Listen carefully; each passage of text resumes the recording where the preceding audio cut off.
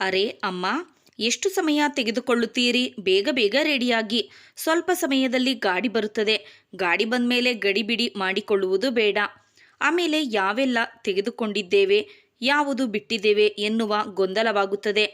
ಆಮೇಲೆ ಅವಶ್ಯಕತೆ ಇರುವ ವಸ್ತುಗಳನ್ನು ಬಿಟ್ಟು ಹೋದರೆ ಕಷ್ಟ. ಹಾಗಾಗಿ ಹೇಳುತ್ತಿದ್ದೇನೆ, ಎಲ್ಲವೂ ಸರಿಯಾಗಿ ಜೋಡಿಸಿಕೊಳ್ಳಿ. ಅನಾವಶ್ಯಕವಾದುದನ್ನೆಲ್ಲ ತೆಗೆದುಕೊಂಡು ಲಗೇಜ್ ಜಾಸ್ತಿ ಮಾಡಿಕೊಳ್ಳುವುದು ಬೇಡ. ಹೀಗೆ ಹೇಳುತ್ತಾ ಮಗ ದೇವರಾಜ್ ರೂಮ್ನಿಂದ ಹೊರಬಂದರು. ಅವರ ಅಮ್ಮ ಯಶೋದಮ್ಮ, ಮಗ ನೀನು ಯೋಚಿಸಬೇಡ, ನಾನು ಎಲ್ಲ ಸಾಮಾನುಗಳನ್ನು ಜೋಡಿಸಿದ್ದೇನೆ. 2 ಜೊತೆ ಬಟ್ಟೆಗಳನ್ನು ಹಾಕಿಕೊಂಡಿದ್ದೇನೆ ಮತ್ತು ಬೇರೆ ಎಲ್ಲ ಸಾಮಾನುಗಳನ್ನು ಮಮತಾ ಹಾಕಿದ್ದಾಳೆ. ನಾನು ಕೇವಲ ಬಟ್ಟೆಗಳನ್ನು ಮಾತ್ರ ಹಾಕಿಕೊಂಡಿದ್ದೇನೆ. ನನಗೆ ಬೇರೆ ಏನು ತೆಗೆದುಕೊಳ್ಳುವುದಿದೆ ಎಂದರು. ಇದಕ್ಕೆ ಮಗ ಪುನಃ ಒಳಗೆ ಬರುತ್ತಾ ಹೇಳಿದನು, ಏನಮ್ಮ ಬರೀ ಬಟ್ಟೆ ಮಾತ್ರ ಹಾಕಿಕೊಂಡಿದ್ದೀಯಾ? ನಾನು ಹೇಳಿದ್ದೇನಲ್ಲ, ಬಟ್ಟೆ ಜೊತೆ ತಿನ್ನುವುದಕ್ಕೆ ಕುಡಿಯುವುದಕ್ಕೆ ತೆಗೆದುಕೋ. ಮತ್ತೆ 2 ಜೊತೆ ಬಟ್ಟೆ ತೆಗೆದುಕೊಳ್ಬೇಡ, ಇನ್ನೂ ಸ್ವಲ್ಪ ಜಾಸ್ತಿನೇ ತೆಗೆದುಕೋ. ಇನ್ನು ಹೆಚ್ಚು ದಿನ ಉಳಿಯುವ ಪ್ಲ್ಯಾನ್ ಕೂಡ ಮಾಡಬಹುದು. ಸ್ವಲ್ಪ ಜಾಸ್ತಿ ಹಾಕಿಕೊಂಡರೆ ಏನೂ ತೊಂದರೆ ಇಲ್ಲ. ಪುನಃ ಇಲ್ಲಿಗೆ ಬರುತ್ತೇವೆ ತಾನೇ? ಇಷ್ಟು ಹೇಳಿ, ಅಮ್ಮ ನೀನು ಬೇಗ ಬೇಗ ತಯಾರಾಗು, ನಾನು ಹೋಗಿ ಮಮತಾ ರೆಡಿಯಾಗಿದ್ದಾಳೋ ಇಲ್ಲವೋ ನೋಡುತ್ತೇನೆ. ಯಾವ ಬ್ಯಾಗ್ ತೆಗೆದುಕೊಂಡು ಹೋಗಬೇಕು ಅದನ್ನೆಲ್ಲ ತೆಗೆದುಕೊಂಡು ಬಾಗಿಲ ಬಳಿ ಇಡಿ. ಹೀಗೆ ಬೆಳಿಗ್ಗೆಯಿಂದ ಒಂದೇ ಸಮನೆ ಯಶೋದಮ್ಮನ ಮನೆಯಲ್ಲಿ ಈ ರೀತಿ ಗದ್ದಲ ಮಾತುಕತೆ ನಡೆಯುತ್ತಿತ್ತು. ಏಕೆಂದರೆ ಅವರು ತಮ್ಮ ಪರಿವಾರದೊಂದಿಗೆ ಚಾಮುಂಡಿ ದೇವಿ ದೇವಸ್ಥಾನಕ್ಕೆ ಹೋಗುವರಿದ್ದರು. ಅವರಿಗೆ ಇದರಿಂದ ತುಂಬ ಆನಂದವಾಗಿತ್ತು. ಅವರ ಮಗನ ಮದುವೆಯಾದರೆ ಚಾಮುಂಡಿ ದೇವಿ ದೇವಸ್ಥಾನಕ್ಕೆ ಬರುವುದಾಗಿ ಹರಕೆ ಹೊತ್ತಿದ್ದರು. ಅವರ ಮಗ ಬಣ್ಣದಲ್ಲಿ ಸ್ವಲ್ಪ ಕಪ್ಪಿರುವುದರಿಂದ ಅವನಿಗೆ ಹುಡುಗಿ ಸಿಕ್ಕಿರಲಿಲ್ಲ. ಮಾತುಕತೆ ನಡೆದರೂ ಯಾವುದೋ ಒಂದು ಕಾರಣಕ್ಕೆ ಸಂಬಂಧ ಕೈತಪ್ಪಿ ಹೋಗುತ್ತಿತ್ತು. ಹೀಗಾಗಿ ಮಗನ ಮದುವೆಯಾದರೆ ಮಗ ಸೊಸೆಯೊಂದಿಗೆ ದೇವಿಯ ದರ್ಶನಕ್ಕೆ ಬರುವುದಾಗಿ ಹರಕೆ ಹೊತ್ತಿದ್ದರು. ನಾವು ಯೋಚನೆ ಮಾಡಿದೆಲ್ಲವೂ ಆಗಿಬಿಡುವುದಿಲ್ಲ. ಆದರೆ ಮಾತೆಯು ಯಶೋದಮ್ಮನವರ ಪ್ರಾರ್ಥನೆಯನ್ನು ಕೇಳಿಸಿಕೊಂಡಿದ್ದಳು. ಅವರ ಮಗನ ಮದುವೆಯಾಗಿತ್ತು, ಆದರೆ ಮಾತೆಯ ದರ್ಶನಕ್ಕೆ ಹೋಗಲು ಆಗಿರಲಿಲ್ಲ. ಮದುವೆ ನಂತರ ಅವರ ಮನೆಯಲ್ಲಿ ಒಂದಲ್ಲ ಒಂದು ರೀತಿಯ ಕೆಲಸ ಕಾರ್ಯಗಳು ನಡೆಯುತ್ತಲೇ ಇದ್ದವು. ಹೀಗಾಗಿ ಮಗ ಸೊಸೆಯ ಜೊತೆ ಮಾತೆಯ ದರ್ಶನಕ್ಕೆ ಹೋಗಲು ಆಗಿರಲಿಲ್ಲ. ದಿನಗಳು ಕಳೆದು ತಿಂಗಳಾದವು, ತಿಂಗಳುಗಳು ವರ್ಷಗಳಾದವು. ಅವರ ಮದುವೆಯಾಗಿ ಕೆಲವು ವರ್ಷಗಳೇ ಕಳೆದು ಹೋದರೂ ತಾಯಿ ದರ್ಶನಕ್ಕೆ ಹೋಗಿರಲಿಲ್ಲ. ಅವರ ಮಗನಿಗೆ ಈಗ 8 ವರ್ಷದ ಮಗನು ಕೂಡ ಇದ್ದನು. ಈಗ ಅವರಿಗೆ ದೇವಿಯ ದರ್ಶನಕ್ಕೆ ಹೋಗುವ ಅವಕಾಶ ಸಿಕ್ಕಿರುವುದರಿಂದ ಅವರಿಗೆ ತುಂಬ ಖುಷಿಯಾಗಿತ್ತು. ಸ್ವಲ್ಪ ಸಮಯದ ನಂತರ ಎಲ್ಲರೂ ತಯಾರಾಗಿ ಎಲ್ಲ ಲಗೇಜನ್ನು ಮನೆಯಿಂದ ಹೊರಗಡೆ ತಂದಿಟ್ಟರು. ಸ್ವಲ್ಪ ಸಮಯದಲ್ಲಿ ಗಾಡಿ ಕೂಡ ಬಂದಿತ್ತು. ಎಲ್ಲರೂ ಚಾಮುಂಡಿ ದೇವಿಯ ದರ್ಶನಕ್ಕೆ ಹೊರಟರು. ದಾರಿ ಉದ್ದಕ್ಕೂ ಯಶೋದಮ್ಮನವರು ಚಾಮುಂಡಿ ದೇವಿಯ ಮಹಿಮೆಯ ಬಗ್ಗೆ ಯೋಚಿಸುತ್ತಾ ಚಾಮುಂಡಿ ದೇವಿಯ ನಾಮವನ್ನು ಜಪಿಸುತ್ತಿದ್ದರು. ದೂರದ ಪ್ರಯಾಣದ ನಂತರ ಅವರು ಮೊಟ್ಟ ಮೊದಲ ಬಾರಿಗೆ ದೇವಿಯ ದ್ವಾರವನ್ನು ತಲುಪಿದರು. ಗಂಗಾ ಸ್ನಾನ ಮಾಡಿ ಮುಂದೆ ಹೋದರು. ಮರುದಿನ ಬೆಳಗ್ಗೆ ಅವರು ಚಾಮುಂಡಿ ಮಾತೆಯ ದ್ವಾರವನ್ನು ತಲುಪಿದರು. ಈಗ ಅವರು ಕಾಲ್ನಡಿಗೆಯಲ್ಲಿ ಮುಂದೆ ಹೋಗಬೇಕಿತ್ತು. ಮೆಟ್ಟಿಲುಗಳು ಹತ್ತಿ ಮಾತಾರಾಣಿಯ ದರ್ಶನಕ್ಕೆ ಹೋಗಬೇಕಿತ್ತು. ಅವರು ಎತ್ತರದ ಪರ್ವತದ ಮೆಟ್ಟುಗಳನ್ನು ಹತ್ತಲು ಶುರು ಮಾಡಿದರು. ಈಗ ಮಗ ಸೊಸೆ ತಮ್ಮ ಅಮ್ಮನಿಗೆ ಮೊದಲು ಚಿಕ್ಕ ಚಿಕ್ಕ ದೇವಸ್ಥಾನಗಳ ದರ್ಶನ ಮಾಡಿಸುತ್ತಿದ್ದರು. ಯಶೋದಮ್ಮನವರು ಹೇಳಿದರು, ಚಿಕ್ಕ ಚಿಕ್ಕ ದೇವಸ್ಥಾನಗಳ ದರ್ಶನವನ್ನು ನಾವು ಆಮೇಲೆ ಮಾಡೋಣ. ಮೊದಲು ನಾನು ಇಷ್ಟು ವರ್ಷದಿಂದ ಆಸೆ ಪಟ್ಟಿದ್ದ ಮಾತಾರಾಣಿಯ ದರ್ಶನವನ್ನು ಪಡೆಯೋಣ. ಹೀಗೆ ಹೇಳಿ ಯಶೋದಮ್ಮ ಮುಂದೆ ಮುಂದೆ ನಡೆದರು. ಅವರ ಮಗ ಸೊಸೆ ತಮ್ಮ 8 ವರ್ಷದ ಮಗನೊಂದಿಗೆ ಅವರ ಹಿಂದೆ ಹಿಂದೆ ನಡೆಯುತ್ತಿದ್ದರು. ಕೊನೆಗೆ ಅವರು ಪರ್ವತವನ್ನ ಏರಿ ಪರ್ವತದ ತುದಿಗೆ ಮಾತೆಯ ಬಾಗಿಲ ಬಳಿ ಹೋಗಿ ನಿಂತರು. ನಂತರ ಅವರು ಮಾತೆಯ ದರ್ಶನವನ್ನ ಮಾಡಿದರು. ದರ್ಶನದ ನಂತರ ಸ್ವಲ್ಪ ಸಮಯ ಅಲ್ಲಿ ಕುಳಿತು ವಿಶ್ರಾಂತಿ ತೆಗೆದುಕೊಂಡರು. ಮಗ ಸೊಸೆ ತಮ್ಮ ಮಗನೊಂದಿಗೆ ಖುಷಿ ಖುಷಿಯಾಗಿ ಮಾತನಾಡುತ್ತಾ ಸಮಯ ಕಳೆಯುತ್ತಿದ್ದನ್ನ ನೋಡಿ ಯಶೋದಮ್ಮನವರ ಮನಸ್ಸು ತುಂಬಿ ಬಂದಿತು. ಮಕ್ಕಳ ಖುಷಿಯನ್ನು ನೋಡಿ ತಂದೆ ತಾಯಿಗಳ ಖುಷಿ ಇಮ್ಮಡಿಗೊಳ್ಳುತ್ತದೆ. ಯಶೋದಮ್ಮನವರು ಮಾತೆಯಲ್ಲಿ ತಮ್ಮ ಮಗ ಸೊಸೆ ಮೊಮ್ಮಗ ಹೀಗೆ ಯಾವಾಗಲೂ ಖುಷಿ ಖುಷಿಯಾಗಿರಲಿ, ಇವರಿಗೆ ಯಾವುದೇ ತೊಂದರೆ ಬರದಿರಲಿ ಎಂದು ಪ್ರಾರ್ಥಿಸಿಕೊಂಡರು. ದರ್ಶನದ ನಂತರ ಇವರು ತಿಂಡಿ ಚಹಾ ಮುಗಿಸಿ ಅಲ್ಲಿಂದ ಬಂದರು. ದರ್ಶನ ಮುಗಿಸಿ ಕೆಳಗೆ ಇಳಿದು ಬಂದಾಗ ಯಶೋದಮ್ಮನವರಿಗೆ ಸುಸ್ತಾಗಿತ್ತು. ಅವರು ತಮ್ಮ ಮಗ ಸೊಸೆಗೆ ಸ್ವಲ್ಪ ವಿಶ್ರಾಂತಿ ತೆಗೆದುಕೊಳ್ಳೋಣ ಎಂದು ಹೇಳಿದರು. ಆಗ ಮಗ ದೇವರಾಜ್ ಹೇಳಿದನು, ಅಮ್ಮ ಇನ್ನೂ ಸ್ವಲ್ಪ ಮುಂದೆ ಹೋದರೆ ಹೋಟೆಲ್ ಸಿಗುತ್ತದೆ, ಅಲ್ಲಿ ಹೋಗಿ ವಿಶ್ರಾಂತಿ ತೆಗೆದುಕೊಂಡರೆ ಆಯಿತು. ಬೇರೆ ಸ್ಥಳಗಳನ್ನು ತಿರುಗಾಡಲು ನಾವು ಸಂಜೆ ಹೋಗೋಣ. ಯಶೋದಮ್ಮನವರು ಮಗ ಸೊಸೆಯ ಜೊತೆ ಹೋಟೆಲಿಗೆ ಹೋದರು. ಅಲ್ಲಿ ಹೋಗಿ ಸ್ವಲ್ಪ ಸಮಯ ವಿಶ್ರಾಂತಿ ತೆಗೆದುಕೊಂಡು 3-4 ಗಂಟೆಗೆ ಪುನಃ ಹೊರಗಡೆ ಸುತ್ತಾಡಲು ಹೋದರು. ಸ್ವಲ್ಪ ಸಮಯ ಸುತ್ತಾಡಿದ ಮೇಲೆ ಅವರ ಸೊಸೆಯ ಕಾಲಿಗೆ ಸ್ವಲ್ಪ ಗಾಯವಾಯಿತು. ಅವರು ದಾರಿ ಮಧ್ಯದಲ್ಲಿ ನಿಂತುಕೊಂಡರು. ಅವರೆಲ್ಲರೂ ಸೇರಿ ನಾಳೆ ಬೆಳಿಗ್ಗೆ ತಿರುಗಾಡಲು ಹೋಗೋಣ ಎಂದು ಡಿಸೈಡ್ ಮಾಡಿ ವಾಪಸ್ ಹೋಟೆಲ್ಗೆ ಬಂದು ರೆಸ್ಟ್ ತೆಗೆದುಕೊಳ್ಳಲು ನಿರ್ಧರಿಸಿದರು. ರಾತ್ರಿ ಹೋಟೆಲ್ನಲ್ಲಿ ಊಟ ಮಾಡಿ ಒಳ್ಳೆಯ ರೀತಿಯಿಂದ ಸಮಯ ಕಳೆದರು. ಯಶೋದಮ್ಮನವರು ಮಲಗಲು ರೂಮಿಗೆ ಹೋಗಲು ತಯಾರಾದಾಗ ಅವರ ಮೊಮ್ಮಗ ತಾನು ಅವರ ಜೊತೆ ಬರುವುದಾಗಿ ಹೇಳಿದನು. ಆದರೆ ಮಗ ದೇವರಾಜ್ ಮಗನನ್ನ ಅವರ ಜೊತೆ ಹೋಗುವುದನ್ನು ತಡೆದು ಹೇಳಿದನು. ಅಜ್ಜಿ ಮೊದಲೇ ಸುಸ್ತಾಗಿದ್ದಾರೆ, ಅವರು ರೆಸ್ಟ್ ತೆಗೆದುಕೊಳ್ಳಲಿ. ನೀನು ಅವರ ಜೊತೆ ಹೋದರೆ ಅವರಿಗೆ ಮಲಗಲು ಬಿಡುವುದಿಲ್ಲ. ನೀನು ಅವರೊಂದಿಗೆ ಮಾತನಾಡುತ್ತಲೇ ಇರುತ್ತೀಯ. ಆಗ ಅವರ ಅಮ್ಮ ಹೇಳಿದರು, ಅರೆ ಮಗ, ಅವನನ್ನು ಏಕೆ ಬೈಯುತ್ತೀಯ? ಮಗು ಇಷ್ಟಪಡುತ್ತಿದೆ, ನನ್ನ ಜೊತೆ ಬರಲಿ. ನನಗೂ ಅವನ ಜೊತೆ ಸಮಯ ಕಳೆಯುವುದೆಂದರೆ ತುಂಬ ಇಷ್ಟ. ಆಗ ಅವರ ಮಗ ಹೇಳಿದನು, ಅಮ್ಮ, ನಿಮ್ಮ ಜೊತೆ ಮಲಗಲು ಏನು ತೊಂದರೆ ಇಲ್ಲ. ಆದರೆ ಅಲ್ಲಿ ಮಮತಾ ಕೂಡ ಕಾಲಿಗೆ ಗಾಯ ಮಾಡಿಕೊಂಡು ಸಾಯಂಕಾಲದಿಂದ ಅಳುತ್ತಿದ್ದಾಳೆ. ಇವನು ಅವಳ ಜೊತೆ ಇದ್ದರೆ ಅವಳಿಗೂ ಸ್ವಲ್ಪ ಸಮಾಧಾನವಾಗುತ್ತದೆ. ಮಗನ ಮಾತನ್ನು ಕೇಳಿ ಅವರಿಗೂ ಇದು ಸರಿ ಅನಿಸಿತು. ಅವರು ಹೇಳಿದರು, ಮಗ, ನೀನು ಹೇಳುವುದು ಸರಿ. ಮತ್ತು ಮೊಮ್ಮಗನಿಗೆ ಹೇಳಿದರು, ಮುನ್ನ, ನೀನು ಅಮ್ಮನ ಜೊತೆ ಹೋಗಿ ಮಲಗು. ನೀನು ನಾಳೆ ನನ್ನ ಜೊತೆ ಮಲಗುವಿಯಂತೆ. ಮೊಮ್ಮಗನು ಅವರ ಅಪ್ಪನ ಜೊತೆ ಅಮ್ಮನ ಬಳಿ ಹೋದನು. ಈ ಕಡೆ ಯಶೋದಮ್ಮನವರು ಮಲಗಿಕೊಳ್ಳಲು ಹೋದರು. ರಾತ್ರಿ ಎಲ್ಲರೂ ಚೆನ್ನಾಗಿ ನಿದ್ದೆಯನ್ನು ಮಾಡಿದರು. ಬೆಳಿಗ್ಗೆ ಯಶೋದಮ್ಮನವರು ಎದ್ದು ತಮ್ಮ ಮಗ ಸೊಸೆ ಇರುವ ಕೋಣೆಗೆ ಬಂದರು. ಅಲ್ಲಿ ಬಂದು ನೋಡಿದರೆ ಕೋಣೆಯಲ್ಲಿ ಯಾರೂ ಇರಲಿಲ್ಲ. ಹೊರಗಡೆಯಿಂದ ಲಾಕ್ ಮಾಡಲಾಗಿತ್ತು. ಅವರಿಗೆ ಸ್ವಲ್ಪ ಗಾಬರಿಯಾಯಿತು. ನಂತರ ಯೋಚಿಸಿದರು, ಸೊಸೆಗೆ ಔಷಧಿ ಕೊಡಲು ಹೋಗಿರಬಹುದು, ಇನ್ನು ಸ್ವಲ್ಪ ಸಮಯದಲ್ಲಿ ಬಂದು ಬಿಡಬಹುದು. ಹೀಗೆ ಯೋಚಿಸಿ ಅವರು ಅಲ್ಲೇ ಕುಳಿತುಕೊಂಡರು. 2 ತಾಸು ಕಳೆಯಿತು. ಹೀಗೆ ನೋಡುತ್ತಾ ಮಧ್ಯಾಹ್ನವಾಯಿತು. ಇಲ್ಲಿಯವರೆಗೆ ಮಗ ಸೊಸೆ ಬರಲೇ ಇಲ್ಲ. ಅವರು ಗಾಬರಿಯಾಗಿ ರಿಸೆಪ್ಷನಿಸ್ಟ್ ಹತ್ತಿರ ಕೇಳಿದರು, ಮೇಡಮ್, ನನ್ನ ಜೊತೆ ನನ್ನ ಮಗ ಸೊಸೆ ಬಂದಿದ್ದರು. ಅವರು ಕೋಣೆ ಹೊರಗಡೆಯಿಂದ ಲಾಕ್ ಆಗಿದೆ. ಅವರು ಎಲ್ಲಿಗಾದರೂ ಹೋಗಿದ್ದಾರೆಯೇ? ಆಗ ರಿಸೆಪ್ಷನ್ನಲ್ಲಿ ಕುಳಿತಿರುವ ಹುಡುಗಿ ಅವರ ಮಗನ ಹೆಸರು ಕೇಳಿದರು. ಯಶೋದಮ್ಮನವರು ತಮ್ಮ ಮಗನ ಹೆಸರು ಹೇಳಿದಾಗ ರಿಸೆಪ್ಷನಲಿಸ್ಟ್ ಹೇಳಿದರು, ಇವರು ಇಂದು ಬೆಳಿಗ್ಗೆ ಇಲ್ಲಿಂದ ಹೋಗಿದ್ದಾರೆ. ಇದನ್ನು ಕೇಳಿ ಅವರು ಗಾಬರಿಯಿಂದ ಹೇಳಿದರು, ಮಗಳೇ, ಇನ್ನೂ ಒಮ್ಮೆ ಸರಿಯಾಗಿ ನೋಡಿ ಹೇಳು. ನನ್ನ ಮಗನೇ ಹೋಗಿರುವುದಾದರೆ ಅವನ ಜೊತೆ ಅವನ ಹೆಂಡತಿ ಕೂಡ ಇದ್ದಾಳೆ. ನಂತರ ಆ ಹುಡುಗಿ ಹೇಳಿದಳು, ನಾನು ಬೆಳಿಗ್ಗೆ ಬಂದಾಗ ಒಂದು ಮಗುವಿನೊಂದಿಗೆ ಗಂಡ ಹೆಂಡತಿ ಇಲ್ಲಿಂದ ಹೋಗಿರುವುದನ್ನು ನೋಡಿದ್ದೇನೆ. ಆದರೆ ಅವರು ನಿಮ್ಮ ಮಗನೇ ಅಥವಾ ಬೇರೆ ಯಾರೋ ಗೊತ್ತಿಲ್ಲ. ಈಗ ನೀವು ಹೇಳಿರುವ ಹೆಸರಿನಲ್ಲಿ 2 ರೂಮ್ ಬುಕ್ ಆಗಿದೆ. ಒಂದು ರೂಮ್ ಬೆಳಿಗ್ಗೆ ಖಾಲಿ ಮಾಡಿದ್ದಾರೆ, ಇನ್ನೊಂದು ರೂಮ್ ನಾಳೆಯವರೆಗೆ ಬುಕ್ ಆಗಿದೆ. ಈಗ ಅವರಿಗೆ ತುಂಬ ಗಾಬರಿಯಾಯಿತು. ಅವರಿಗೆ ಮಗ ಸೊಸೆ ಏನು ಹೇಳದೆ ಎಲ್ಲಿಗೆ ಹೋದರು, ಅದು ನನ್ನನ್ನು ಒಬ್ಬಳೇ ಬಿಟ್ಟು ಎನ್ನುವ ಯೋಚನೆ ಆಯಿತು. ಪೂರ್ತಿ ದಿನ ಅವರು ಇದೇ ಯೋಚನೆಯಲ್ಲಿ ಮಗನಿಗಾಗಿ ಕಾಯುತ್ತಾ ಕುಳಿತರು. ಮಗ ಈಗ ಬರುತ್ತಾನೆ, ಆಗ ಬರುತ್ತಾನೆ ಎಂದು ಕಾಯುತ್ತಾ ಸಂಜೆಯಾಗಿತ್ತು. ಆದರೆ ಸಂಜೆಯಾದರೂ ಮಗ ಬರಲಿಲ್ಲ. ಈಗ ಅವರ ತಾಳ್ಮೆ ಕಳೆದುಕೊಂಡಿದ್ದರು. ಅವರು ಮಗನಿಗೆ ಫೋನ್ ಮಾಡಲು ಪ್ರಯತ್ನಿಸಿದರು. ಆದರೆ ಮಗನ ನಂಬರಿಗೆ ಫೋನ್ ರೀಚ್ ಆಗಲಿಲ್ಲ. ಅವರು ತಮ್ಮ ಸೊಸೆಗೂ ಫೋನ್ ಮಾಡಿದರು. ಆದರೆ ಅವಳ ಫೋನ್ ಯಾರೂ ಎತ್ತಲಿಲ್ಲ. ಈಗ ಅವರಿಗೆ ಏನು ಮಾಡಬೇಕೆಂದು ಅರ್ಥವಾಗಲಿಲ್ಲ. ಅವರಿಬ್ಬರ ನಂಬರ್ ಬಿಟ್ಟು ಅವರ ಬಳಿ ಬೇರೆ ಯಾರ ನಂಬರ್ ಕೂಡ ಇರಲಿಲ್ಲ. ಅವರ ಮೊಬೈಲ್ ದೇವಿಯ ದರ್ಶನಕ್ಕೆ ಹೋಗುವಾಗ ಇಟ್ಟುಕೊಳ್ಳಲು ಮಗನ ಹತ್ತಿರ ಕೊಟ್ಟಿದ್ದರು. ಹಾಗಾಗಿ ಅವರ ಮೊಬೈಲ್ ಮಗನ ಬಳಿ ಉಳಿದು ಬಿಟ್ಟಿತು. ಎಲ್ಲಿ ಹೋಗುವುದು ಎನ್ನುವುದು ಅವರಿಗೆ ಗೊತ್ತಾಗಲಿಲ್ಲ. ಇಂದಿನ ಪೂರ್ತಿ ದಿನ ಕಳೆದು ಹೋಗಿತ್ತು. ನಾಳೆ ಹೋಟೆಲ್ನವರು ರೂಮ್ ಖಾಲಿ ಮಾಡಲು ಹೇಳಿದರೆ ನಾನು ಎಲ್ಲಿಗೆ ಹೋಗಲಿ ಮತ್ತು ಏನು ಮಾಡಲಿ? ಅವರಿಗೆ ಏನು ಮಾಡಬೇಕೆನ್ನುವುದು ಅರ್ಥವಾಗಲಿಲ್ಲ. ಅವರು ಶಾಂತ ಮನಸ್ಸಿನಿಂದ ದೇವರನ್ನ ಪ್ರಾರ್ಥಿಸಲು ಪ್ರಾರಂಭಿಸಿದರು. ಅವರ ಕಣ್ಗಳು ತುಂಬಿ ಬರುತ್ತಿದ್ದವು. ಅವರು ರಾತ್ರಿ ಪೂರ್ತಿ ಅಳುತ್ತಲೇ ನಿದ್ದೆಗೆ ಹೋದರು. ಬೆಳಗ್ಗೆ ಕಣ್ಣು ಬಿಟ್ಟಾಗ ಸೂರ್ಯದೇವ ಮೇಲೆ ಬಂದಿದ್ದರು. ಇಂದು ಒಂದು ದಿನ ಮಾತ್ರ ಹೋಟೆಲ್ನಲ್ಲಿ ಇರಲು ಸಾಧ್ಯ. ಸಾಯಂಕಾಲ ಹೋಟೆಲ್ನವರು ರೂಮ್ ಖಾಲಿ ಮಾಡಲು ತಿಳಿಸುತ್ತಾರೆ, ಇಲ್ಲವೇ ಹಣ ತುಂಬಲು ಹೇಳುತ್ತಾರೆ. ಆದರೆ ಏನು ಮಾಡುವುದು? ಅವರ ಹತ್ತಿರ ಹಣವಿಲ್ಲ. ಬೇರೆ ಯಾವ ದಾರಿಯೂ ತೋರುತ್ತಿಲ್ಲ. ಅವರು ದೊಡ್ಡ ಇಕ್ಕಟ್ಟಿನಲ್ಲಿ ಸಿಲುಕಿದ್ದರು. ಅವರು ಪುನಃ ರಿಸೆಪ್ಷನ್ ಹುಡುಗಿಯ ಹತ್ತಿರ ಹೋಗಿ ತಮ್ಮ ಕಷ್ಟಗಳನ್ನು ಹೇಳಿಕೊಂಡರು. ಆ ಹುಡುಗಿ, ಆಂಟಿ, ನೀವು ತಪ್ಪು ತಿಳಿದುಕೊಳ್ಬೇಡಿ, ಇಲ್ಲಿ ಈ ರೀತಿ ನಡೆಯುತ್ತಲೇ ಇರುತ್ತದೆ. ಕೆಲವು ಜನರು ತಮ್ಮ ಅಪ್ಪ ಅಮ್ಮಂದಿರನ್ನು ಕರೆದುಕೊಂಡು ಬಂದು ದೇವಸ್ಥಾನದ ಬಳಿ ಬಿಟ್ಟು ಹೋಗುತ್ತಾರೆ ಮತ್ತು ಜನ ಸಂದಣಿಯಲ್ಲಿ ಕಳೆದು ಹೋಗುವಂತೆ ಮಾಡಿ ಅವರನ್ನು ಕೈ ಬಿಟ್ಟು ಬಿಡುತ್ತಾರೆ.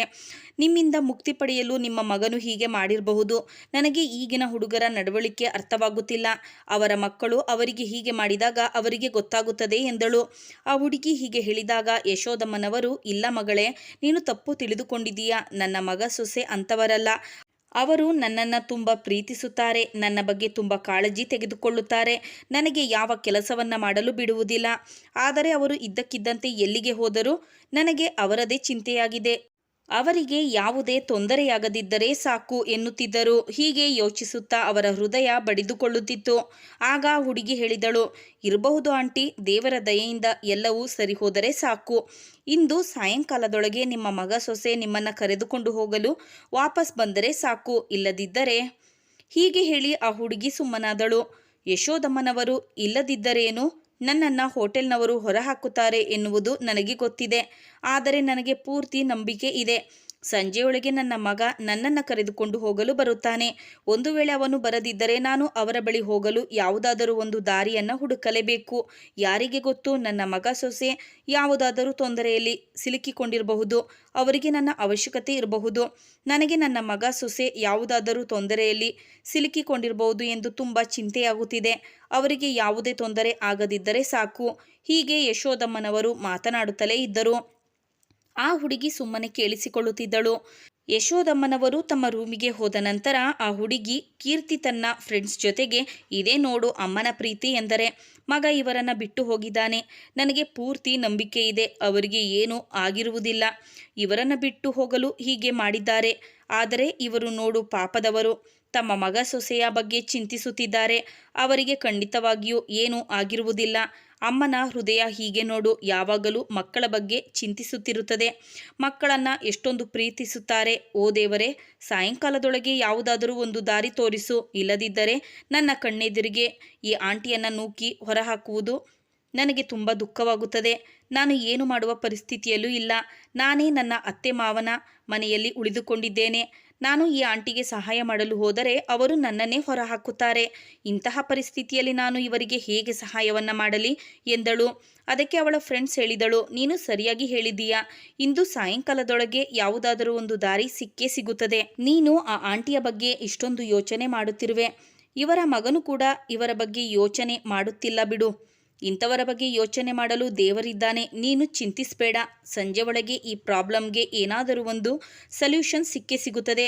ಯಾರಿಗೆ ಗೊತ್ತು, ಆಂಟಿ ಇಚ್ಛೆಯಂತೆ ಅವರ ಮಗ ಸೊಸೆ ಬಂದು ಇವರನ್ನು ಕರೆದುಕೊಂಡು ಹೋಗಬಹುದು. ಇದಕ್ಕೆ ಕೀರ್ತಿ ಹೇಳಿದಳು, ಹಾಗೆ ಆಗಲಿ. ಆದರೆ ಹೀಗೆ ಒಂದು ದಿನ ಕಳೆದಿತ್ತು. ಯಶೋದಮ್ಮನವರು ಬೆಳಗ್ಗೆಯಿಂದ ಹೊಟ್ಟೆಗೆ ಏನನ್ನೂ ತಿಂದಿರಲಿಲ್ಲ. ಹಾಗಾಗಿ ಅವರಿಗೆ ತುಂಬ ಸುಸ್ತಾಗುತ್ತಿತ್ತು. ಅವರು ಪುನಃ ರಿಸೆಪ್ಷನ್ ಹುಡುಗಿ ಬಳಿ ಬಂದು ಒಂದು ಕಾರ್ಡನ್ನು ಕೊಟ್ಟರು. ಕಾರ್ಡ್ ಅವರ ಬಟ್ಟೆಯ ಬ್ಯಾಗಿನಲ್ಲಿ ಸಿಕ್ಕಿತು. ಅದರಲ್ಲಿ ಅವರ ಪಕ್ಕದ ಮನೆಯವರ ಅಡ್ರೆಸ್ ಬರೆದಿತ್ತು. ಅವರು ಅಲ್ಲಿಗೆ ಹೋಗಿ ತಲುಪಿದರೆ ಅವರ ಮನೆಗೆ ಆರಾಮವಾಗಿ ಹೋಗಬಹುದು. ಅವರು ಹೇಳಿದರು, ಮಗಳೇ, ನೀನು ನನಗೆ ಸಹಾಯ ಮಾಡಿದರೆ ನಾನು ನಿನಗೆ ಚಿರಋಣಿಯಾಗಿರುತ್ತೇನೆ. ಸಾಯುವವರೆಗೆ ನಾನು ನಿನ್ನ ಉಪಕಾರವನ್ನು ಮರೆಯುವುದಿಲ್ಲ. ನಾನು ಒಂದು ಸಲ ಮನೆಗೆ ಹೋಗಿ ತಲುಪಿದರೆ ನನ್ನ ಮಗ ಸೊಸೆಯ ಬಗ್ಗೆ ತಿಳಿದುಕೊಳ್ಳಬಹುದು. ಅವರು ಎಲ್ಲಿದ್ದಾರೆ, ಯಾವ ತೊಂದರೆಯಲ್ಲಿ ಸಿಲುಕಿಕೊಂಡಿದ್ದಾರೆ ಎಂದು ತಿಳಿಯಬಹುದು. ಆಗ ಕೀರ್ತಿ ಹೇಳಿದಳು, ಆಂಟಿ ಪ್ಲೀಸ್, ನೀವು ಇಲ್ಲಿ ಹೀಗೆಲ್ಲ ಮಾತನಾಡಬೇಡಿ. ತುಂಬ ಜನ ಸೇರಿದ್ದಾರೆ. ಎಲ್ಲರೂ ನಿಮ್ಮನ್ನೇ ನೋಡುತ್ತಿದ್ದಾರೆ. ಕೀರ್ತಿ ಅವರಿಗೆ ಅರ್ಥ ಮಾಡಿಸಿ ಅಲ್ಲಿಂದ ಅವರನ್ನು ರೂಮಿಗೆ ಕಳಿಸಿದಳು. ಯಶೋದಮ್ಮನವರು ರೂಮಿಗೆ ಹೋಗುವಾಗ ಅವರಿಗೆ ಇದ್ದಕ್ಕಿದ್ದಂತೆ ತಲೆ ಸುತ್ತು ಬಂದು ಪ್ರಜ್ಞೆ ತಪ್ಪಿ ಅವರು ಬಿದ್ದು ಬಿಟ್ಟರು. ಅಲ್ಲಿದ್ದ ಜನರು ಅವರ ಸುತ್ತಲೂ ಸೇರಿದರು. ಕೀರ್ತಿ ಅವರ ಮುಖಕ್ಕೆ ನೀರು ಎರಚಿ ಅವರನ್ನು ಎಚ್ಚರಗೊಳಿಸಿ ಹೋಟೆಲ್ನಲ್ಲಿ ಕೆಲಸ ಮಾಡುವ ಹುಡುಗನನ್ನು ಕರೆದು ಅವರನ್ನು ರೂಮಿಗೆ ಬಿಟ್ಟು ಬಂದಳು. ಜೊತೆಗೆ ಅವರನ್ನು ನೋಡಿಕೊಳ್ಳಲು ಅವಳ ಗೆಳತಿಯನ್ನು ಕಳಿಸಿದಳು. ಸಂಜೆಯವರೆಗೆ ಮಾತ್ರ ಅವರು ಹೋಟೆಲ್ನಲ್ಲಿ ಇರಲು ಅವಕಾಶವಿತ್ತು. ಆನಂತರ ಹೋಟೆಲ್ ಮಾಲೀಕರು ಅವರನ್ನು ಇಲ್ಲಿ ಉಳಿಯಲು ಬಿಡುವುದಿಲ್ಲ. ಅವಳು ಬಂದು ತನ್ನ ಕೆಲಸದಲ್ಲಿ ತೊಡಗಿಕೊಂಡಳು. ಸ್ವಲ್ಪ ಸಮಯದ ನಂತರ ತನ್ನ ಕೆಲಸ ಮುಗಿಸಿ ಯಶೋದಮ್ಮನವರ ಕೋಣೆಗೆ ಹೋದಳು. ಅವಳನ್ನು ನೋಡಿ ಯಶೋದಮ್ಮನವರು ಜೋರಾಗಿ ಅಳುತ್ತಾ ಅವಳ ಕಾಲಿಗೆ ಬೀಳುತ್ತಾ ಹೇಳಿದರು, ಮಗಳೇ, ನಾನು ನಿನ್ನ ಕಾಲಿಗೆ ಬೀಳುತ್ತೇನೆ. ನನ್ನನ್ನು ಮನೆಗೆ ತಲುಪಿಸು. ಕೀರ್ತಿ ಅವರನ್ನು ಮೇಲಕ್ಕೆ ಎತ್ತುತ್ತಾ ಹೇಳಿದಳು, ಆಂಟಿ, ನೀವೇನು ಮಾಡುತ್ತಿದ್ದೀರಾ? ನೀವು ನನಗಿಂತ ದೊಡ್ಡವರು. ನೀವು ನನ್ನ ಕಾಲಿಗೆ ಬೀಳಬಾರ್ದು. ನೀವು ನನ್ನ ಅಮ್ಮನ ಸಮಾನ. ಪ್ಲೀಸ್ ಎದ್ದೇಳಿ. ಎದ್ದೇಳಿ ಆಂಟಿ. ನಾನು ನಿಮಗೆ ಸಹಾಯ ಮಾಡುವ ಪರಿಸ್ಥಿತಿಯಲ್ಲಿ ಇಲ್ಲ. ನಾನು ಅಸಹಾಯಕಳಾಗಿದ್ದೇನೆ. ನೀವು ನನ್ನ ಬಗ್ಗೆ ತಪ್ಪು ತಿಳಿದುಕೊಳ್ಬೇಡಿ. ದೇವರು ನಿಮ್ಮ ಪ್ರಾರ್ಥನೆಯನ್ನು ಕೇಳುತ್ತಾನೆ. ಹಾಗೆ ಆಗದಿದ್ದರೆ ನಾನು ಬಾಸ್ ಹತ್ತಿರ ಮಾತನಾಡಿ ಇನ್ನೂ ಒಂದು ದಿನ ಇಲ್ಲಿ ಉಳಿದುಕೊಳ್ಳಲು ಅವಕಾಶ ನೀಡುವಂತೆ ಕೇಳಿಕೊಳ್ಳುತ್ತೇನೆ. ನೀವು ಚಿಂತಿಸಬೇಡಿ, ನನ್ನ ಕೈಲಾದ ಸಹಾಯ ಮಾಡುತ್ತೇನೆ.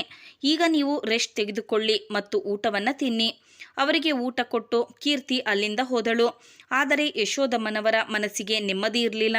ಮಗ ಸೊಸೆ ಮೊಮ್ಮಗನ ಬಗ್ಗೆ ಚಿಂತಿಸುತ್ತಿದ್ದರು. ಅವರು ಎಲ್ಲಿ ಹೋದರು? ಯಾವ ಪರಿಸ್ಥಿತಿಯಲ್ಲಿದ್ದಾರೋ ಎಂದು ಅವರ ಬಗ್ಗೆ ಚಿಂತಿಸುತ್ತಿದ್ದರು. ಆದರೆ ಈ ಕಡೆ ಮಗ ಸೊಸೆ ಅಮ್ಮನನ್ನು ಬಿಟ್ಟು ಬಂದು ತುಂಬ ಸಂತೋಷವಾಗಿದ್ದರು. ಅವರು ತಮ್ಮ ತಾಯಿಯಿಂದ ಬಿಡುಗಡೆಯನ್ನು ಪಡೆದಿದ್ದರು. ಅವರು ಮನೆಗೆ ಬಂದು ಸಂಭ್ರಮಿಸಿದರು. ಈ ಕಡೆ ಸಂಜೆಯಾದರೂ ಮಗ ಯಶೋದಮ್ಮನವರನ್ನು ಕರೆದುಕೊಂಡು ಹೋಗಲು ಬರಲಿಲ್ಲ. ಹೋಟೆಲ್ ಮ್ಯಾನೇಜರ್ ಅವರನ್ನು ರೂಮಿನಿಂದ ಹೊರಹಾಕಲು ಹೇಳಿದರು. ಅವರು ಮ್ಯಾನೇಜರ್ಗೆ ವಿನಂತಿಸಿಕೊಂಡರು. ಕೀರ್ತಿ ಕೂಡ ಮ್ಯಾನೇಜರ್ ಬಳಿ ಮಾತನಾಡಿದಳು. ಆದರೆ ಮ್ಯಾನೇಜರ್ ಇದಕ್ಕೆ ಒಪ್ಪಲಿಲ್ಲ. ಅವರು ಕೀರ್ತಿಗೆ ಹೇಳಿದರು, ಇದರಲ್ಲಿ ನೀನು ಯಾಕೆ ಇವರ ಬಗ್ಗೆ ಇಷ್ಟೊಂದು ಕಾಳಜಿ ವಹಿಸುತ್ತಿರುವೆ? ಇವರ ರೂಮ್ ಬಾಡಿಗೆ ನೀನು ಕೊಡುತ್ತೀಯಾ? ಕೀರ್ತಿ ಸುಮ್ಮನಾದಳು ಮತ್ತು ಹೇಳಿದಳು, ನೀನು ನಿನ್ನ ಕೆಲಸ ನೋಡಿಕೊ. ಇಂಥವರು ಇಲ್ಲಿ ಎಷ್ಟೊಂದು ಜನ ಬರುತ್ತಾರೆ. ಎಲ್ಲರಿಗೂ ಸಹಾಯ ಮಾಡಲು ಆಗುವುದಿಲ್ಲ. ನಾನು ನನ್ನ ಕೆಲಸ ಮಾಡುತ್ತಿದ್ದೇನೆ. ಎಲ್ಲರಿಗೂ ಆಶ್ರಯ ಕೊಡಲು ನಾನು ಇಲ್ಲಿ ಅನಾಥಾಶ್ರಮ ತೆರೆದಿಲ್ಲ. ನೀನು ಇದರಲ್ಲಿ ಜಾಸ್ತಿ ಇನ್ವಾಲ್ವ್ ಆಗಬೇಡ. ಸುಮ್ಮನೆ ನಿನ್ನ ಕೆಲಸ ನೀನು ಮಾಡು. ಮತ್ತೆ ಹೇಳಿದರು, ನೋಡಿ ಆಂಟಿ, ಕೀರ್ತಿ ಇಷ್ಟೊಂದು ರಿಕ್ವೆಸ್ಟ್ ಮಾಡಿಕೊಂಡಿದ್ದರಿಂದ ನಿಮ್ಮನ್ನು ಈ ಒಂದು ರಾತ್ರಿ ಇರಲು ಅವಕಾಶ ಮಾಡಿಕೊಡುತ್ತಿದ್ದೇನೆ ಎಂದು ಹೇಳುತ್ತಿದ್ದಾರೆ. ಬೆಳಗಾಗುತ್ತಲೇ ನೀವು ಹೊರಡುವ ವ್ಯವಸ್ಥೆ ಮಾಡಿಕೊಳ್ಳಿ. ಇನ್ನೂ ಹೆಚ್ಚು ಸಮಯ ನಿಮ್ಮನ್ನು ಇಲ್ಲಿ ಇರಿಸಿಕೊಳ್ಳಲಾಗುವುದಿಲ್ಲ. ನನ್ನ ಕೆಲಸಕ್ಕೂ ತೊಂದರೆಯಾಗುತ್ತದೆ. ನಿಮಗೆ ನಾನು ಏನು ಹೇಳುತ್ತಿದ್ದೇನೋ ಎಂದು ಅರ್ಥವಾಗುತ್ತಿದೆ ಅಲ್ಲವೇ? ಯಶೋದಮ್ಮನವರು ಹೌದು ಎನ್ನುವಂತೆ ತಲೆಯಾಡಿಸಿದರು. ನಂತರ ಮ್ಯಾನೇಜರ್ ಅಲ್ಲಿಂದ ಹೋದರು. ಇದರ ನಂತರ ಯಶೋದಮ್ಮನವರು ದೇವರಲ್ಲಿ ಪ್ರಾರ್ಥಿಸಿಕೊಳ್ಳಲು ಶುರು ಮಾಡಿದರು. ನನ್ನ ಮಗ ಆದಷ್ಟು ಬೇಗ ಬಂದು ನನ್ನನ್ನು ಕರೆದುಕೊಂಡು ಹೋಗುವಂತೆ ಮಾಡು ಎಂದು. ಆದರೆ ನಾವು ಅಂದುಕೊಂಡಿರುವುದೆಲ್ಲವೂ ಎಲ್ಲಿ ನಡೆಯುತ್ತದೆ? ರಾತ್ರಿ ಪೂರ್ತಿ ಕಳೆದಿತ್ತು. ಆದರೆ ಅವರ ಮಗ ಅವರನ್ನು ಕರೆದುಕೊಂಡು ಹೋಗಲು ಬರಲಿಲ್ಲ. ಬೆಳಿಗ್ಗೆ ಕೀರ್ತಿ ಕೆಲಸಕ್ಕೆ ಬಂದಾಗ ನೋಡಿದಳು, ಮ್ಯಾನೇಜರ್ ಯಶೋದಮ್ಮನವರನ್ನು ತಳ್ಳಿ ಹೊರ ಹಾಕುತ್ತಿದ್ದರು. ಯಾಕೆಂದರೆ ಅವರು ಹೋಟೆಲ್ನಿಂದ ಹೊರಹೋಗಲು ತಯಾರಿರಲಿಲ್ಲ. ಅವರು ಪದೇ ಪದೇ ಮ್ಯಾನೇಜರ್ ಬಳಿ ವಿನಂತಿಸಿಕೊಳ್ಳುತ್ತಿದ್ದರು, ಮಗ ಇನ್ನು ಸ್ವಲ್ಪ ದಿನ ನನಗೆ ಹೋಟೆಲ್ನಲ್ಲಿ ಇರಲು ಅವಕಾಶ ಮಾಡಿಕೊಡು. ರಸ್ತೆಯಲ್ಲಿ ನಾನು ಎಲ್ಲಿರಲಿ? ಆದರೆ ಮ್ಯಾನೇಜರ್ ಅವರ ಮಾತನ್ನು ಕೇಳಿಸಿಕೊಳ್ಳದೆ ಅವರನ್ನು ಹೋಟೆಲ್ನಿಂದ ಹೊರಹಾಕಿದರು. ಕೀರ್ತಿಗೆ ಇದನ್ನು ನೋಡಿ ಸಹಿಸಿಕೊಳ್ಳಲಾಗಲಿಲ್ಲ. ಮ್ಯಾನೇಜರ್ನ ಈ ರೀತಿಯ ನಡವಳಿಕೆ ನೋಡಿ ಅವಳು ವೀರ ಮಹಿಳೆಯಂತೆ ಮ್ಯಾನೇಜರ್ ಮೇಲೆ ಕೂಗಾಡಿದಳು. ವಾಟ್ ನಾನ್ಸೆನ್ಸ್ ಸರ್, ಅವರ ಹತ್ತಿರ ಹಣವಿಲ್ಲ ಎಂದು ಗೊತ್ತಿದೆ. ಆದರೆ ಯಾರ ಜೊತೆ ಹೇಗೆ ನಡೆದುಕೊಳ್ಬೇಕು ಎನ್ನುವುದು ನಿಮಗೆ ಗೊತ್ತಿಲ್ಲವೇ? ಅವರಿಗೆ ಅಷ್ಟು ವಯಸ್ಸಾಗಿದೆ. ಅವರು ನಿಮ್ಮ ಅಮ್ಮನ ಸಮಾನ. ಅವರ ಜೊತೆ ಹೀಗೆ ನಡೆದುಕೊಳ್ಳಲು ನಿಮಗೆ ನಾಚಿಕೆ ಆಗುವುದಿಲ್ಲವೇ? ಇದಕ್ಕೆ ಮ್ಯಾನೇಜರ್ ಹೇಳಿದರು, ಕೀರ್ತಿ, ನೀನು ಎಚ್ಚರವಾಗಿದ್ದೀಯಾ ತಾನೇ? ನೀನು ಯಾರ ಜೊತೆ ಮಾತನಾಡುತ್ತಿದ್ದೀಯಾ? 2 ನಿಮಿಷದಲ್ಲಿ ನಿನ್ನನ್ನು ಕೆಲಸದಿಂದ ತೆಗೆದುಹಾಕುತ್ತೇನೆ. ನೀನು ಕೂಡ ಈ ಅಮ್ಮನ ಜೊತೆ ರಸ್ತೆಯಲ್ಲಿ ಅಲೆದಾಡುತ್ತಿರುವ ಹಾಗೆ ಮಾಡುತ್ತೇನೆ, ಗೊತ್ತಾಯ್ತಾ?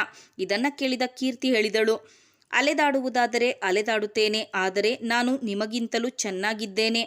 ನನ್ನ ಹತ್ತಿರ ಹಣವಿಲ್ಲದಿರಬಹುದು, ಆದರೆ ಪ್ರಾಮಾಣಿಕತೆ, ಮಾನವೀಯತೆ ಇದೆ. ಯಾರ ಹತ್ತಿರ ಹೇಗೆ ನಡೆದುಕೊಳ್ಬೇಕು ಎನ್ನುವ ಅರಿವು ನನಗಿದೆ. ನೀವು ಹಣದ ಅಹಂಕಾರದಲ್ಲಿ ಮಾನವೀಯತೆಯನ್ನು ಮರೆತಿದ್ದೀರಿ. ಹೋಟೆಲ್ನಲ್ಲಿ ಇಷ್ಟೊಂದು ರೂಮ್ಗಳು ಖಾಲಿ ಇವೆ. ಸ್ವಲ್ಪ ದಿನಗಳ ಮಟ್ಟಿಗೆ ಇವರನ್ನು ಇಲ್ಲಿ ಉಳಿಸಿಕೊಂಡರೆ ಯಾವ ಆಪತ್ತು ಬರುತ್ತದೆ? ಒಂದು ವೇಳೆ ಒಂದು ರೂಮ್ ಖಾಲಿ ಇಲ್ಲದಿದ್ದರೆ ಇವರಿಗೆ ಸ್ಪೆಷಲ್ ರೂಮ್ ಖಾಲಿ ಮಾಡಿಕೊಡಿ. ಆಗ ಮ್ಯಾನೇಜರ್ ಕೋಪದಿಂದ, ಕೀರ್ತಿ, ನೀನು ಏನು ಮಾತನಾಡುತ್ತಿದ್ದೀಯಾ? ಯಾರ ಜೊತೆ ಮಾತನಾಡುತ್ತಿದ್ದೀಯಾ? 2 ನಿಮಿಷದಲ್ಲಿ ನಿನ್ನನ್ನು ಕೆಲಸದಿಂದ ತೆಗೆದುಹಾಕುತ್ತೇನೆ. ಈ ಮುದುಕಿಯ ಬಗ್ಗೆ ಇಷ್ಟು ಕಾಳಜಿ ಇದ್ದರೆ ಇವರನ್ನು ಏಕೆ ನಿನ್ನ ಮನೆಗೆ ಕರೆದುಕೊಂಡು ಹೋಗಬಾರದು ಎಂದರು. ಆಗ ಕೀರ್ತಿ ಹೇಳಿದಳು, ಹೋಗುವುದಾದರೆ ನಾನು ಇವರನ್ನು ಜೊತೆಯಲ್ಲೇ ಕರೆದುಕೊಂಡು ಹೋಗುತ್ತೇನೆ. ಮತ್ತು ನೀವು ನನ್ನ ಕೆಲಸದಿಂದ ತೆಗೆದುಹಾಕುವ ಬಗ್ಗೆ ಮಾತನಾಡುತ್ತಿದ್ದೀರಿ ಅಲ್ಲವೇ? ನೀವು ಏನಂದುಕೊಂಡಿದ್ದೀರಿ? ನನ್ನನ್ನು ಕೆಲಸಕ್ಕೆ ತೆಗೆದುಕೊಂಡು ತುಂಬ ಉಪಕಾರ ಮಾಡಿದ್ದೀರಿ ಅಂತಾನಾ?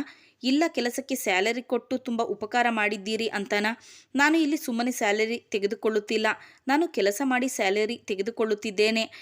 ನಿಮಗೆ ಹೇಗೆ ಕೆಲಸದವರು ಕಡಿಮೆ ಇಲ್ಲವೋ ಹಾಗೆ ನನಗೆ ಕೆಲಸವೂ ಕಡಿಮೆ ಇಲ್ಲ. ಇಟ್ಟುಕೊಳ್ಳಿ ನಿಮ್ಮ ಕೆಲಸ. ನಾನು ನಿಮಗಿಂತ ಒಳ್ಳೆಯವರ ಜೊತೆ ಕೆಲಸ ಮಾಡುತ್ತೇನೆ. ಅಲ್ಲಿಯ ಮಾಲೀಕರು ನಿಮ್ಮಷ್ಟು ಕೆಟ್ಟದಾಗಿ ಯೋಚಿಸದಿದ್ದರೆ ಸಾಕು. ಹೀಗೆ ಹೇಳಿ ಅವಳು ಅಲ್ಲಿಂದ ಯಶೋದಮ್ಮನವರನ್ನು ಕರೆದುಕೊಂಡು ಹೋದಳು. ಈಗ ಅವಳಿಗೆ ಎಲ್ಲಿ ಹೋಗಬೇಕೆಂದು ಗೊತ್ತಾಗಲಿಲ್ಲ. ಏಕೆಂದರೆ ಅವಳು ತನ್ನ ಮಾವನ ಮನೆಯಲ್ಲಿ ಉಳಿದಿರುತ್ತಿದ್ದಳು. ಅವಳಿಗೆ ಅಪ್ಪ ಅಮ್ಮ ಇರಲಿಲ್ಲ. ಅವಳ ಮಾವ ಒಳ್ಳೆಯವರಾಗಿದ್ದರು, ಆದರೆ ಅತ್ತೆ ಅವಳಿಗೆ ತೊಂದರೆ ಕೊಡುತ್ತಿದ್ದರು. ಈಗ ಅವಳಾದರೂ ಏನು ಮಾಡುತ್ತಾಳೆ? ಯಶೋದಮ್ಮನವರನ್ನ ಮನೆಗೂ ಕೂಡ ಕರೆದುಕೊಂಡು ಹೋಗುವಂತಿರಲಿಲ್ಲ. ರೋಡಿನಲ್ಲೂ ಸಹ ಬಿಡುವಂತೆ ಇರಲಿಲ್ಲ. ಅವಳು ಒಂದು ದಿನದ ಮಟ್ಟಿಗೆ ಯಶೋದಮ್ಮನವರನ್ನ ತಮ್ಮ ಮನೆಗೆ ಕರೆದುಕೊಂಡು ಹೋಗಲು ನಿರ್ಧರಿಸಿದಳು. ನಂತರ ಇವರನ್ನು ಹೇಗಾದರೂ ಮಾಡಿ ಅವರ ಮನೆಗೆ ತಲುಪಿಸಬೇಕು ಎಂದು ಯೋಚಿಸಿ ಅವರ ಮಾವನಿಗೆ ಫೋನ್ ಹಚ್ಚಿದಳು ಮತ್ತು ತನ್ನ ಮಾವನಿಗೆ ಎಲ್ಲ ವಿಷಯವನ್ನು ಹೇಳಿದಳು. ಅವಳ ಮಾವ ಇದೆಲ್ಲ ವಿಷಯ ಗೊತ್ತಿಲ್ಲದೆ ಸ್ಪೀಕರನ್ನು ಆನ್ನಲ್ಲಿ ಇಟ್ಟಿದ್ದರು. ಅವಳ ಅತ್ತೆ ಎಲ್ಲವನ್ನ ಕೇಳಿಸಿಕೊಂಡು ಅವಳ ಮೇಲೆ ಕೋಪ ಮಾಡಿಕೊಂಡು ಹೇಳಿದರು, ನೀನು ಆ ಮುದುಕಿಯ ಜೊತೆಯಲ್ಲಿ ಸಾಯಿ, ಮನೆಗೆ ಬರುವ ಅವಶ್ಯಕತೆ ಇಲ್ಲ. ನಿನ್ನನ್ನು ಬಿಟ್ಟಿಯಾಗಿ ಸಾಕುತ್ತಿದ್ದೇವೆ. ಇದರ ಮೇಲೆ ಇನ್ನೊಬ್ಬಳನ್ನ ಕರೆದುಕೊಂಡು ಬರುತ್ತಿದ್ದಾಳಂತೆ. ನಿಮ್ಮಂಥ ಭಿಕ್ಷುಕರನ್ನ ಸಾಕಲು ನಮಗೆ ಯಾವುದೇ ಪುಕ್ಸಟ್ಟೆ ಹಣ ಬರುವುದಿಲ್ಲ. ಹೀಗೆ ಹೇಳಿ ಅವಳ ಅತ್ತೆ ಫೋನ್ ಕಟ್ ಮಾಡಿದರು. ಕೀರ್ತಿಗೆ ಅತ್ತೆಯ ಮೇಲೆ ತುಂಬ ಕೋಪ ಬಂದಿತ್ತು, ಜೊತೆಗೆ ದುಃಖವೂ ಆಗಿತ್ತು. ಅವಳು ಅಳುತ್ತಿರುವುದನ್ನು ನೋಡಿ ಯಶೋದಮ್ಮನವರು ಕೇಳಿದರು, ಏನು ವಿಷಯ ಎಂದು. ಅವಳು ತನ್ನ ಅತ್ತೆಯ ಬಗ್ಗೆ ಹೇಳಿದಳು. ತನ್ನ ಅತ್ತೆ ತನಗೆ ಹೇಗೆ ಕಿರುಕುಳ ಕೊಡುತ್ತಾರೆ ಎಂದು. ಚಿಕ್ಕಂದಿನಲ್ಲಿ ತಂದೆ ತಾಯಿಯನ್ನು ಕಳೆದುಕೊಂಡು ಅವಳು ಮಾವನ ಮನೆಯಲ್ಲಿ ಉಳಿದುಕೊಳ್ಳುವುದು ಅನಿವಾರ್ಯವಾಗಿತ್ತು. ಈಗ ಕೀರ್ತಿ ಏನು ಮಾಡುತ್ತಾಳೆ? ಆದರೂ ಅವಳು ಅವರ ಕೈ ಬಿಡಲಿಲ್ಲ. ಆಂಟಿ, ನೀವು ನಡೆಯಿರಿ, ನನ್ನ ಹತ್ತಿರ ಇನ್ನೂ ಸ್ವಲ್ಪ ಹಣ ಇದೆ, ಸ್ವಲ್ಪ ದಿನ ಹೇಗಾದರೂ ಮಾಡಿ ಅಡ್ಜಸ್ಟ್ ಮಾಡಿಕೊಳ್ಳೋಣ, ಆ ನಂತರ ನಾನು ಕೆಲಸ ಹುಡುಕುತ್ತೇನೆ. ಹೀಗೆ ಹೇಳಿ ಅವಳು ನಗರದ ಒಂದು ಕಡಿಮೆ ಬಾಡಿಗೆ ಲಾಡ್ಜಲ್ಲಿ ಉಳಿದುಕೊಂಡಳು.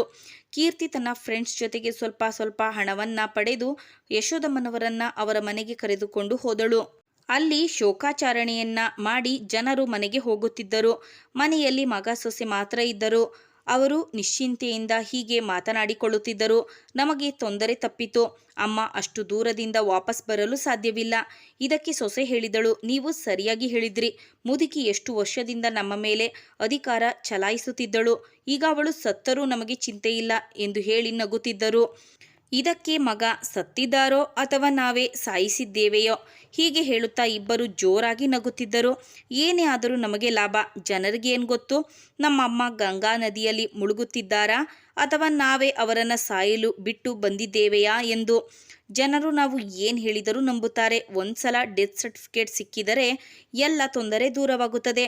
ಡೆತ್ ಸರ್ಟಿಫಿಕೇಟ್ ಮಾಡಿಸಿದ ಮೇಲೆ ಎಲ್ಲ ಆಸ್ತಿಯನ್ನು ನಮ್ಮ ಹೆಸರಿಗೆ ಮಾಡಿಸಿಕೊಂಡು ಆರಾಮವಾಗಿರಬಹುದು. ಮುದುಕಿ ಎಲ್ಲದಕ್ಕೂ ತಡೆ ಹಾಕುತ್ತಿದ್ದಳು. ಈಗ ನಾವು ನಿಶ್ಚಿಂತೆಯಿಂದ ನಮಗೆ ಹೇಗೆ ಬೇಕೋ ಹಾಗೆ ಬದುಕಬಹುದು. ಈ ಎಲ್ಲ ಮಾತುಕತೆಯನ್ನು ಕೀರ್ತಿ ಮತ್ತು ಯಶೋದಮ್ಮನವರು ಕೇಳಿಸಿಕೊಂಡಿದ್ದರು. ಇದನ್ನು ಕೇಳಿ ಯಶೋದಮ್ಮನವರು ಕುಸಿದು ಹೋಗಿದ್ದರು. ಸ್ವಂತ ಮಗನೇ ಅಮ್ಮನ ಬಗ್ಗೆ ಈ ರೀತಿ ಯೋಚನೆ ಮಾಡಬಹುದಾ? ಅವರು ತುಂಬ ಅಳುತ್ತಿದ್ದರು. ಕೀರ್ತಿ ಅವರಿಗೆ ಸಹಾಯ ಮಾಡಲು ಇಲ್ಲಿಗೆ ಕರೆದುಕೊಂಡು ಬಂದಿದ್ದಳು. ಯಶೋದಮ್ಮನವರು ತಮ್ಮ ಮಗ ಸೊಸೆಯಿಂದ ನಿಜವಾಗಿಯೂ ಬೇರೆಯಾಗಿದ್ದಾರೆ. ಅವರು ಸಿಕ್ಕಿದರೆ ಎಲ್ಲವೂ ಸರಿ ಹೋಗುತ್ತದೆ ಎಂದುಕೊಂಡಿದ್ದಳು. ಆದರೆ ಇಲ್ಲಿ ಕೀರ್ತಿ ಮೊದಲು ಏನು ಯೋಚನೆ ಮಾಡಿದಳು ಅದೇ ರೀತಿಯಾಗಿತ್ತು. ಮಗ ಸೊಸೆ ಬೇಕಂತಲೇ ಯಶೋದಮ್ಮನವರನ್ನ ಬಿಟ್ಟು ಬಂದಿದ್ದರು. ಈಗ ಸತ್ಯ ಕಣ್ಣೆದುರಿಗೆ ಬಂದಾಗ ಇದನ್ನು ಅರ್ಥ ಮಾಡಿಕೊಂಡ ಕೀರ್ತಿ ಹೇಳಿದಳು, ಆಂಟಿ, ನೀವು ಬೇಸರ ಮಾಡಿಕೊಳ್ಬೇಡಿ. ನನಗೆ ಈಗ ನಿಮ್ಮನ್ನು ಎಲ್ಲಿ ಬಿಡುವುದು ಎನ್ನುವುದೇ ಅರ್ಥವಾಗುತ್ತಿಲ್ಲ. ನನಗೆ ಉಳಿದುಕೊಳ್ಳಲು ಜಾಗವಿಲ್ಲ. ಹೀಗಿರುವಾಗ ನಿಮ್ಮನ್ನು ಹೇಗೆ ನೋಡಿಕೊಳ್ಳಲಿ? ಇದನ್ನು ಕೇಳಿ ಯಶೋದಮ್ಮನವರು ಇನ್ನೂ ಹೆಚ್ಚು ದುಃಖಿಸಲು ಶುರು ಮಾಡಿದರು. ಇದನ್ನು ಅರ್ಥ ಮಾಡಿಕೊಂಡು ಕೀರ್ತಿ ಹೇಳಿದಳು, ನನ್ನನ್ನು ಕ್ಷಮಿಸಿ ಆಂಟಿ, ನೀವು ಮೊದಲೇ ತೊಂದರೆಯಲ್ಲಿದ್ದೀರಿ. ನಾನು ನಿಮ್ಮನ್ನು ಇನ್ನಷ್ಟು ನೋಯಿಸಿದೆ. ಪ್ಲೀಸ್ ನನ್ನನ್ನು ಕ್ಷಮಿಸಿಬಿಡಿ. ನೋಡೋಣ ಏನಾಗುತ್ತದೆ ಆಗಲಿ. ನಾನು ನಿಮ್ಮನ್ನು ಚೆನ್ನಾಗಿ ನೋಡಿಕೊಳ್ಳಲು ಆಗದಿದ್ದರೂ 2 ಹೊತ್ತಿನ ಊಟ ಕೊಡಬಲ್ಲೆ. ನೀವು ಚಿಂತಿಸಬೇಡಿ. ಹೇಗಾದರೂ ಬದುಕಿದರೆ ಆಯಿತು. ನೀವು ನನ್ನ ಅಮ್ಮನ ಸಮಾನ. ನಾನು ಹೇಗಾದರೂ ಮಾಡಿ ಅತ್ತೆ ಮಾವಂದಿರನ್ನು ಒಪ್ಪಿಸುತ್ತೇನೆ. ನೀವು ನನ್ನ ಜೊತೆ ಬರಬಹುದು. ಹೀಗೆ ಹೇಳಿ ಕೀರ್ತಿ ಇನ್ನೊಮ್ಮೆ ತನ್ನ ಮಾವನಿಗೆ ಫೋನ್ ಹಚ್ಚಿದಳು. ಆದರೆ ಅವಳ ಮಾವ ಇದಕ್ಕೆ ಒಪ್ಪಲಿಲ್ಲ. ಅವರು ಹೇಳಿದರು, ನಿನ್ನ ಅತ್ತೆ ನಿನ್ನನ್ನು ಮನೆಗೆ ಬರಬೇಡ ಎಂದು ಹೇಳಿದ್ದಾಳೆ. ನೀನು ಏನು ಮಾಡುತ್ತೀಯೋ ಮಾಡಿಕೋ, ಮನೆಗೆ ಬರುವ ಅಗತ್ಯವಿಲ್ಲ ಎಂದರು. ಯಶೋದಮ್ಮನವರು ದಿನಪೂರ್ತಿ ತನ್ನ ಮಗ ಸೊಸೆ ಮಾಡಿರುವ ನೀಚ ಕೆಲಸದ ಬಗ್ಗೆ ಯೋಚಿಸಿ ಅಳುತ್ತಾ ಕುಳಿತುಕೊಂಡರು. ನಂತರ ರಾತ್ರಿಯಾಗುತ್ತಿದ್ದಂತೆ ಅವರ ಮನಸ್ಸಿನಲ್ಲಿ, ನನ್ನ ಮಗ ಸೊಸೆ ಇಷ್ಟೊಂದು ನೀಚ ಮಟ್ಟಕ್ಕೆ ಇಳಿದಿರುವಾಗ ನಾನು ಏಕೆ ಅವರಿಗೆ ಬುದ್ಧಿ ಕಲಿಸಬಾರದು? ಹೌದು, ನಾನು ನನ್ನ ಮಗ ಸೊಸೆಗೆ ಬುದ್ಧಿ ಕಲಿಸಲೇಬೇಕು. ಇಲ್ಲದಿದ್ದರೆ ಮುಂಬರುವ ದಿನಗಳಲ್ಲಿ ಎಲ್ಲ ಮಕ್ಕಳು ಸೊಸೆಯಂದಿರು ತಮ್ಮ ತಂದೆ ತಾಯಿಗಳಿಗೆ ಇದೇ ರೀತಿ ಮಾಡುತ್ತಾರೆ ಎಂದು ಯೋಚಿಸಿದರು. ಡೆತ್ ಸರ್ಟಿಫಿಕೇಟ್ ಸಿಕ್ಕಿದ ಮೇಲೆ ಮಗ ಸೊಸೆ ನನ್ನ ಆಸ್ತಿಯನ್ನು ತನ್ನ ಹೆಸರಿಗೆ ಮಾಡಿಸಿಕೊಳ್ಳುತ್ತಾರೆ. ಹಾಗಾಗಿ ನಾನು ಅದಕ್ಕಿಂತ ಮೊದಲು ಏನಾದರೂ ಮಾಡಬೇಕು ಎಂದು ಮರುದಿನ ಕೀರ್ತಿಯನ್ನು ಕರೆದುಕೊಂಡು ಲಾಯರ್ ಮನೆಗೆ ಹೋದರು. ವಕೀಲರೊಂದಿಗೆ ಮಾತನಾಡಿ ಪೊಲೀಸರನ್ನು ಕರೆದುಕೊಂಡು ತಮ್ಮ ಮನೆಗೆ ಹೋದರು. ಪೊಲೀಸರ ಜೊತೆ ತಮ್ಮ ಅಮ್ಮನನ್ನು ನೋಡಿ ಮಗ ಸೊಸೆ ಇಬ್ಬರು ದಂಗಾಗಿ ಹೋದರು. ಅವರಿಗೆ ನಿಂತ ನೆಲವೇ ಕುಸಿದಂತೆ ಆಗಿ ಅವರ ಉಸಿರೇ ನಿಂತು ಹೋದಂತಾಯಿತು. ಅವರ ಬಾಯಿಂದ ಮಾತುಗಳೇ ಹೊರಬರಲಿಲ್ಲ. ಪೊಲೀಸರಿಗೆ ಎಲ್ಲ ವಿಷಯವನ್ನ ಯಶೋದಮ್ಮನವರು ಮೊದಲೇ ತಿಳಿಸಿದ್ದರು. ಹೀಗಾಗಿ ಪೊಲೀಸರು ಮಗ ಸೊಸೆಯನ್ನ ಅರೆಸ್ಟ್ ಮಾಡಿ ಕರೆದುಕೊಂಡು ಹೋದರು. ಈಗ ಮಗ ಸೊಸೆ ಏನು ಮಾಡುತ್ತಾರೆ? ಹೆಚ್ಚು ದಿನ ಪೊಲೀಸರು ಅವರನ್ನ ಇಟ್ಟುಕೊಳ್ಳಲು ಆಗಲಿಲ್ಲ. ಯಶೋದಮ್ಮನವರು ಪೊಲೀಸರಿಗೆ ನೀಡಿದ ದೂರಿನ ಆಧಾರದ ಮೇಲೆ ಅವರನ್ನ ಮನೆಯಿಂದ ಹೊರಹಾಕಲಾಯಿತು ಮತ್ತು ಇನ್ನು ಮುಂದೆ ಯಶೋದಮ್ಮನವರ ಅಕ್ಕಪಕ್ಕ ಸುಳಿಯಬಾರದು ಎನ್ನುವ ಸೂಚನೆಯನ್ನ ನೀಡಿದರು. ಯಶೋದಮ್ಮನವರು ಕೀರ್ತಿಯನ್ನ ಕರೆದುಕೊಂಡು ತಮ್ಮ ಮನೆಯಲ್ಲಿ ಇರತೊಡಗಿದರು. ಕೀರ್ತಿ ಈಗ ಚಿಕ್ಕ ಕೆಲಸವನ್ನ ಹುಡುಕಿಕೊಂಡಳು. ಯಶೋದಮ್ಮನವರು ಕೀರ್ತಿಯೊಂದಿಗೆ ಸಂತೋಷದಿಂದ ಇರುತ್ತಿದ್ದರು. ಅಪ್ಪ ಅಮ್ಮ ಇಲ್ಲದಿರುವ ಕೀರ್ತಿಗೆ ತಾಯಿಯ ಪ್ರೀತಿ ಸಿಕ್ಕಿತು ಮತ್ತು ಅಮ್ಮನಿಗೆ ತನ್ನನ್ನು ಪ್ರೀತಿಯಿಂದ ನೋಡಿಕೊಳ್ಳುವ ಒಬ್ಬಳು ಮಗಳು ಸಿಕ್ಕಿದಳು. ಅವರ ಸ್ವಂತ ಮಗ ಸೊಸೆ ಮಾಡದಿರುವ ಕೆಲಸವನ್ನ ಮಗಳು ಮಾಡಿದಳು. ಅವರ ಬಗ್ಗೆ ಕಾಳಜಿ ತೆಗೆದುಕೊಂಡು ಅವರು ಕಷ್ಟದಲ್ಲಿರುವಾಗ ಅವರ ಜೊತೆ ನಿಂತಿದ್ದಳು. ಹೀಗಿರುವಾಗ ಅವಳನ್ನು ಹೇಗೆ ಬಿಟ್ಟುಕೊಡುತ್ತಾರೆ? ಅವರು ಅವಳನ್ನು ತನ್ನ ಮಗಳಂತೆ ನೋಡಿಕೊಂಡರು. ಇಬ್ಬರು ಖುಷಿ ಖುಷಿಯಾಗಿ ಇರುತ್ತಿದ್ದರು. ಕೆಲವು ವರ್ಷದ ನಂತರ ಒಬ್ಬ ಒಳ್ಳೆಯ ಅನಾಥ ಹುಡುಗನನ್ನು ನೋಡಿ ಅವನ ಜೊತೆ ಕೀರ್ತಿಯ ಮದುವೆ ಮಾಡಿದರು. ಅವರು ಒಂದು ಚಿಕ್ಕ ಕುಟುಂಬವಾಗಿ ಇರತೊಡಗಿದರು. ಸ್ವಂತ ಮಗ ಸೊಸೆಯಿಂದ ಸಿಗದಿರುವ ಪ್ರೀತಿ ಅಪರಿಚಿತ ಮಗಳು ಅಳಿಯನಿಂದ ಸಿಗುತ್ತಿತ್ತು. ಈಗ ಅವರಿಗೆ ಯಾವುದಕ್ಕೂ ಕೊರತೆ ಇರಲಿಲ್ಲ. ನಿಶ್ಚಿಂತರಾಗಿ ಜೀವನ ನಡೆಸಿದರು. ಪ್ರಿಯ ವೀಕ್ಷಕರೇ, ನಿಮಗೆ ಈ ಕತೆ ಇಷ್ಟವಾಗಿದ್ದಲ್ಲಿ ಇದಕ್ಕೊಂದು ಲೈಕ್ ಕೊಡಿ ಹಾಗೂ ಕಮೆಂಟ್ ಮಾಡಿ ಮತ್ತು ಚಾನಲನ್ನು ಸಬ್ಸ್ಕ್ರೈಬ್ ಮಾಡಿ. ಮುಂದಿನ ಕಥೆಯೊಂದಿಗೆ ಭೇಟಿಯಾಗೋಣ. ಕಥೆಯನ್ನು ಕೇಳಿದ್ದಕ್ಕಾಗಿ ಧನ್ಯವಾದಗಳು. Thanks for watching.